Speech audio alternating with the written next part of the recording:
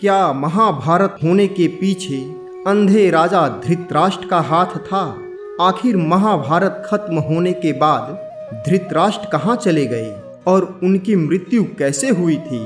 धृतराष्ट्र एक अंधा राजा, महाभारत के युद्ध में सबसे बड़ा खलनायक भी माना जाता है, क्योंकि वो चाहते तो इस युद्ध को रोक सकते थे, परंतु उन्होंने अपने पुत्र मोह में इस वंश का नाश करवा दिया।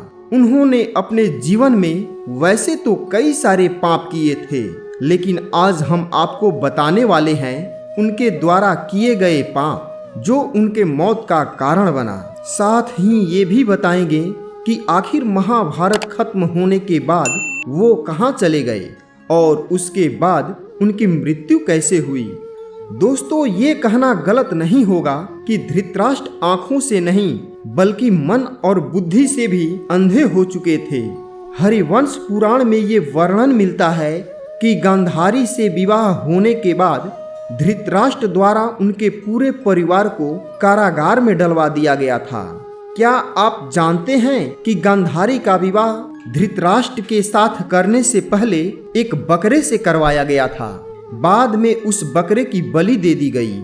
ज्योतिषों का कहना था कि गांधारी के पहले विवाह पर संकट है, इसलिए ऐसा करना पड़ा। धृतराष्ट्र को जब इस बात का पता चला कि गांधारी का विवाह पहले किसी से हो चुका है, तो वह बहुत क्रोधित हुए। इसका दोषी गांधारी के पिता राजा सुबाला को दोषी मानते हुए सपरिवार कारागार में डाल दिया। लेकिन सिर्फ व सिर्फ शकुनी ही ऐसे थे जिन्होंने बदले की भावना में पूरे कुरुवंश का नाश कर दिया। गांधारी के 99 पुत्र थे।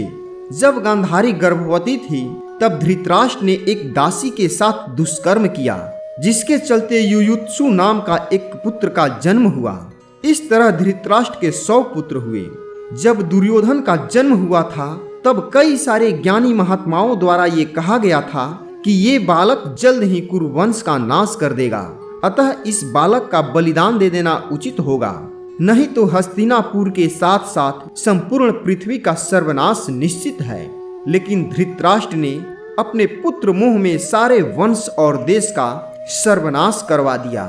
वो चाहते तो दुर्योधन के हठ और अपराध पर लगाम लगा सकते थे, लेकिन उन्होंने ऐसा नहीं किया और दुर्योधन को गलती पे गलती करने की अप्रत्यक्ष रूप से छूट दे दी।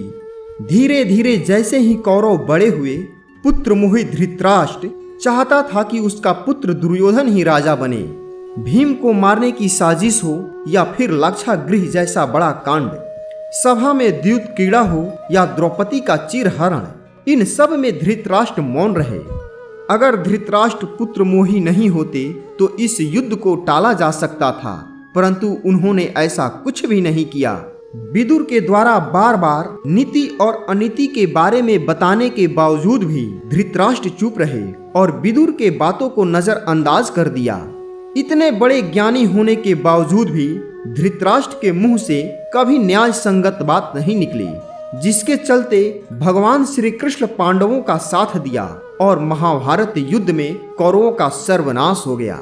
महाभारत के युद्ध खत्म होने के बाद जब पांचों पांडव श्री कृष्ण के साथ हस्तिनापुर धृतराष्ट्र से मिलने पहुंचे, तो भीम के अलावा सबने धृतराष्ट्र को प्रणाम किया तथा उनसे गले मिले।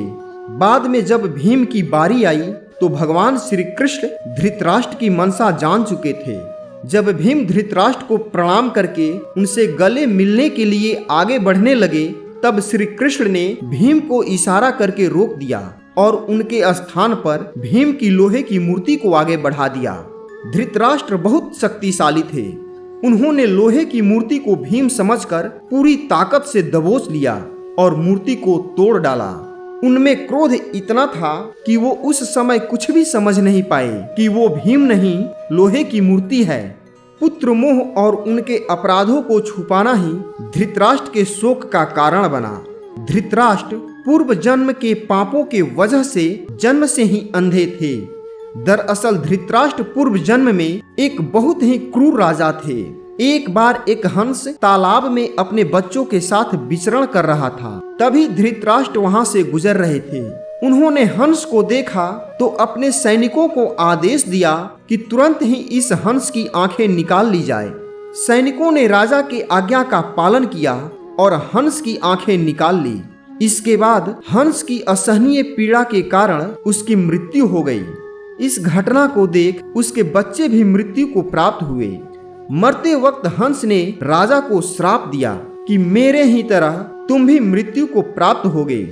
उस हंस के श्राप के कारण धृतराष्ट्र जन्म से अंधे थे और उनके सारे पुत्र महाभारत के युद्ध में मारे गए। हस्तिनापुर में चक्रवर्ती सम्राट युधिष्ठिर का राज्याभिषेक हुआ।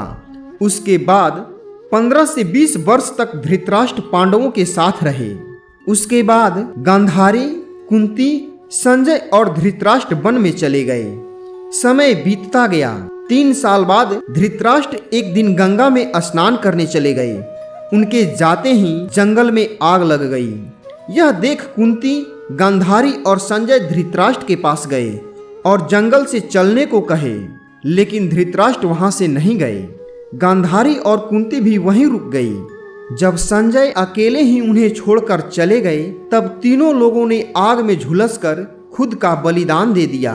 तो दोस्तों, आज की वीडियो आपको कैसी लगी हमारे वीडियो के कमेंट सेक्शन में लिखकर हमें जरूर बताएं। वीडियो पसंद हो तो लाइक करें, साथ ही चैनल को सब्सक्राइब करें। मैं मिलता हूं एक नई वीडियो के साथ। धन्यवाद।